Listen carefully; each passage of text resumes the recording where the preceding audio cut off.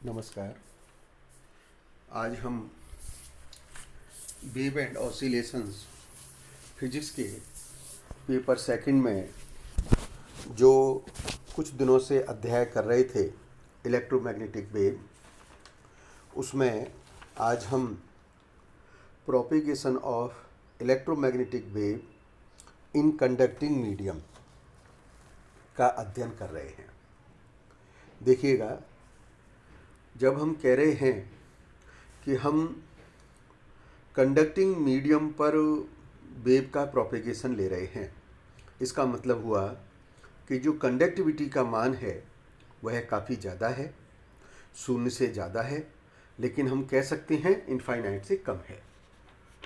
साथ ही साथ ऐसे माध्यम के लिए चार्ज डेंसिटी का मान 0 होता है, परंतु ध्यान रहे कभी भी इसमें कंडक्शन करंट का मान 0 नहीं होगा।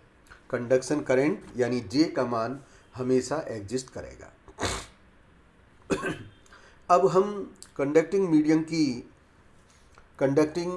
की इन बातों पर ध्यान में रखते हुए मैक्सवेल के समीकरण पर विचार करते हैं।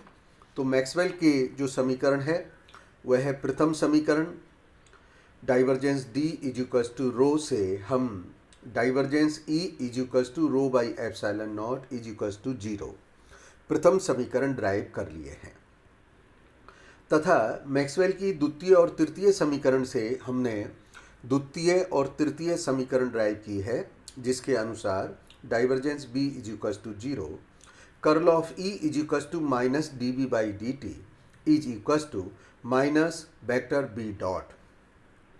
मैक्सवेल की चतुर्थ समीकरण से हमने चतुर्थ समीकरण निकाल लिया है, जिसका मान आता है curl of B equals to mu J plus epsilon E not. हम जानते हैं ओम के नियम से कि J equals to sigma E होता है, इसलिए हम कर्ल E को जो फोर्थ इक्वेशन है कर्ल B को हम थोड़ा सा मॉडिफाइड रूप में लिख सकते हैं। इसलिए चतुर्थ समीकरण हमारी हो जाएगी curl of B equals to mu J का मान रख दिया sigma E plus epsilon E not. अब देखिएगा, हम विद्युत चुंबकीय तरंग में विद्युत और चुंबकीय क्षेत्र को डिफाइन कर सकते हैं। जो क्षेत्र होता है उसका जो परिवर्तन है वो टाइम के साथ होता है। टाइम के साथ में साइन और कॉस का फॉर्म हो सकता है, इसलिए हम फील्ड का मान लिख रहे हैं E equals to E0 e की पावर आयोटा ओमेगा टी। उसी प्रकार से हम B के मान को भी लिख रहे हैं B equals to B0 e की पावर आयोटा ओमेगा टी। अब हम सबसे पहले इस E वाली जो समीकरण है इसको ले रहे हैं और इससे हम टाइम के रेस्पेक्ट में डिफ्रेंशिएशन करके E नॉट का मान प्राप्त कर रहे हैं, और E नॉट का जो मान आया है हम इसको समीकरण 6 में रख रहे हैं। E नॉट के मान को समीकरण 6 में रखने पर हमको जो समीकरण प्राप्त हो रही है वह समीकरण किस प्रकार की आ रही है, curl of B equals to mu J with in bracket sigma plus iota omega epsilon multiplied by vector electric field E। अब हम इस समीकरण का, जो कि समीकरण संख्या 8 है, दोनों पक्षों से कर्ल ले रहे हैं। तो कर्ल लेने पर हमें समीकरण मिलती है curl of curl B is equals to mu with in bracket sigma plus iota omega epsilon curl of E। आपने इलेक्ट्रोमैग्नेटिज्म में एक आइडेंटिटी किया हुआ है और वो आइडेंटिटी है curl of curl A. Curl of curl A का मान आपको मालूम है, it is equals to gradient divergence A minus del two A. तो एक तो इस समीकरण के लेफ्ट हैंड साइड में इसका प्रयोग करें, दूसरा इस समीकरण में जहाँ कर्ल ऑफ ई आ रहा है तो कर्ल ऑफ ई का मान हम तृतीय समीकरण से लिख सकते हैं, वह है माइनस dv बाई dt है, और हम उसको शॉर्ट में माइनस b डॉट लिख सकते हैं।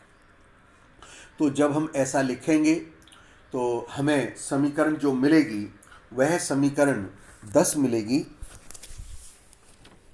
वह समीकरण हमको नंबर 10 समीकरण मिल गई है और उस समीकरण में हमने लेफ्ट हैंड साइड में इक्वेशन को भी चेंज कर लिया है और इस प्रकार से हमको जो इक्वेशन मिली है del square B is equals to minus omega square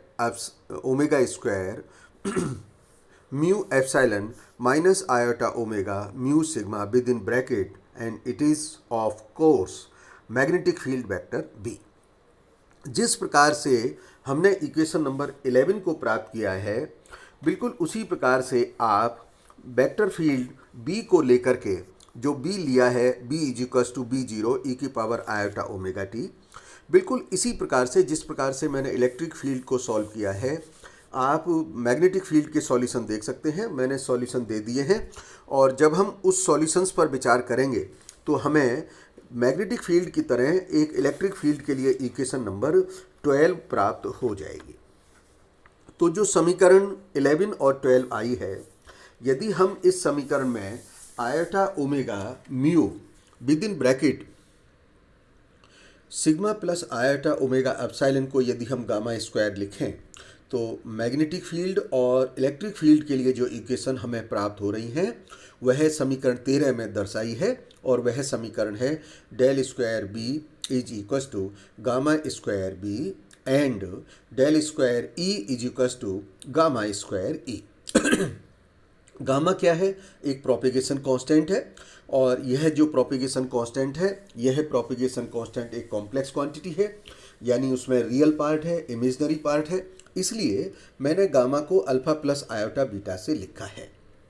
so gamma is equals to alpha plus iota beta और इस alpha plus iota beta gamma का जो मान है वह हमने समीकरण 12 और 13 से निकाल लिया है।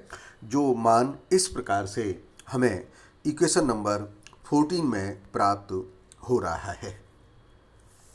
हम इस समीकरण का स्क्वायर कर सकते हैं, तो जब हम इस समीकरण का स्क्वायर करेंगे तो स्क्वायर करने पर हमें alpha square minus beta square plus 2 iota alpha beta की समीकरण मिल रही है। इस समीकरण से हम रियल पार्ट और इमेजिनरी पार्ट की कंपैरिजन करते हैं। कंपैरिजन करने पर हमें alpha square minus beta square का मान, साथ ही अल्फ़ा प्लस बीटा का मान, alpha square minus beta square का मान और 2 अल्फ़ा बीटा का मान प्राप्त हो गया है। अब हम इन दोनों मानों से अल्फ़ा प्लस बीटा का मान निकाल सकते हैं, क्योंकि आप जानते हैं alpha plus beta square is equals to alpha minus beta square plus 4 alpha beta. Therefore alpha square plus beta square का whole square is equals to alpha square minus beta square का whole square plus 4 alpha square beta square. तो हम अब इस समीकरण में alpha square minus beta square और 4 alpha square beta square के मान सब्स्टिट्यूट करते हैं और सब्स्टिट्यूट करने पर हमें alpha square plus beta square की इक्वेशन नंबर 17 प्राप्त हो गई है। अब हम समीकरण 15 और 17 जो प्राप्त हुई हैं, जो समीकरण 15 है वो alpha square minus beta square की है, जो समीकरण 17 है वो alpha square plus beta square की है। अतः हम इन दोनों समीकरण को ऐड और सब्ट्रैक्ट करके अल्फ़ा और बीटा के मान निकाल सकते हैं। अल्फ़ा और बीटा के मान जो प्राप्त हुए हैं उनको मैंने 18 और 19 में दर्शाया है। ये सिंपल एक्सरसाइज। अब आप देखिएगा, जब हम प्लेन वेव पर विचार करते हैं जो मूलतः पॉजिटिव एक्स डायरेक्शन में संचरित हो रही है, इसका अर्थ हुआ कि इलेक्ट्रिक फील्ड और मैग्नेटिक फील्ड के जो वेक्टर है वह टाइम कोऑर्डिनेट और एक्स पोजीशन कोऑर्डिनेट पर निर्भर करेंगे। अतः हम ये लिख सकते हैं समीकरण 13 से, इसमें x और t का कोऑर्डिनेट आएगा, अतः d2e/dx square is equals to gamma square E. अर्थात पॉजिटिव x दिशा में संचरण के लिए अगर हम इसका सॉल्यूशन निकालें तो इसका जो सॉल्यूशन आएगा उसमें किस प्रकार से समीकरण हमको मिलेगी, e is equals to E0 e की power minus alpha x e की power iota omega t minus beta x. आप देखिएगा, जो समीकरण पॉजिटिव एक्स डायरेक्शन के लिए हमने सॉल्यूशन लिया है, इस सॉल्यूशन में जो तरंग का आयाम है वह है E0 ई की पावर माइनस अल्फ़ा एक्स और यह मान दूरी बढ़ने के साथ कम हो रहा है। दूरी जैसे जैसे बढ़ेगी, आयाम तरंग का कम हो रहा है। इस कारण से हम जो गामा हमने alpha plus iota beta define किया था, उसमें जो ये अल्फ़ा है मूलतः एटीन्यूएशन कांस्टेंट की तरह बिहेव कर रहा है और बीटा फेज कांस्टेंट कहलाता है। बीटा फेज कांस्टेंट कहलाता है। अल्फ़ा और बीटा दोनों के जो मान हैं वह मान चालकता पर निर्भर करते हैं, प्रोपेगेशन कांस्टेंट कहलाता है। और अल्फ़ा बीटा दोनों के मान कंडक्टिविटी पर निर्भर करेंगे। कंडक्टिविटी के केस में अगर हम बहुत अच्छे if we consider the good conductor, then sigma by omega epsilon का जो मान है वह मान 1 से काफ़ी ज़्यादा होना चाहिए। तो उस केस में जो अल्फ़ा और बीटा के मान आए हैं, हम उन दोनों मानों को अप्रॉक्सीमेट रिजल्ट निकाल सकते हैं और वह अप्रॉक्सीमेट रिजल्ट आएगा alpha is equals to beta is equals to square root of omega mu sigma by 2। आप देखिएगा इस प्रकार से ये रिजल्ट हमको प्राप्त हो रहे हैं। और यदि हम उस चालक के अंदर तरंग की वेलोसिटी निकालें तो वेलोसिटी होती है b is equals to omega by के प्रोपेगेशन कांस्टेंट है जो कि अपने केस में बीटा का मान है। तो उस केस में हम ओमेगा और बीटा के मान सब्स्टिट्यूट कर सकते हैं और सब्स्टिट्यूट करने पर हमको वेलोसिटी इन कंडक्टर जो मिल रही है उसका मान है square root of 2 omega by mu sigma. अर्थात जो अच्छे चालक हैं उनमें दोनों के मान अधिक होते हैं तथा तरंग वेग का मान कम होता है। अल्फा अधिक होने से जैसे जैसे तरंग आगे गमन करती है उसका एटीन्यूएशन कांस्टेंट है, इसके कारण तीव्रता से उसका मान डिके होने लगता है। तो हम ये जानते हैं या हम इससे विवेचना कर सकते हैं कि विद्युत चुंबकीय तरंग जब अच्छे माध्यम में जाएगी तो वह अल्प दूरी तक ही प्रवेश कर पाएगी। माध्यम में वह गहराई मान लीजिए डेल्टा है, जहाँ पर कि तरंग का पहुँचने पर प्रारंभिक आयाम का मान 1/E अर्थात लगभग 37% रह जाए तो हम उसको पेनिट्रेशन डेप्थ कहते हैं और इस पेनिट्रेशन डेप्थ का मान निकाला जा सकता है।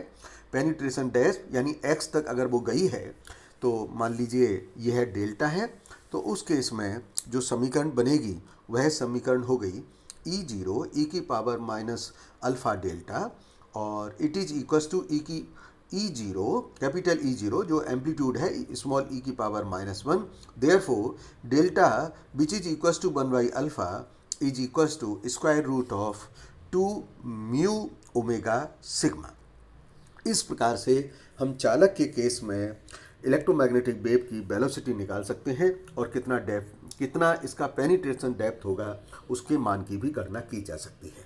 परीक्षा में एग्ज़ाम में पेनिट्रेशन डेप्थ का मान कई बार निकालवाया गया है, इसलिए आपसे अपेक्षा है कि आप इस आर्टिकल का अच्छा अभ्यास करें और अच्छा अभ्यास करके डेल्टा तक की जो समीकरण है उसका व्युत्पन्न आपको आना चाहिए। धन्यवाद।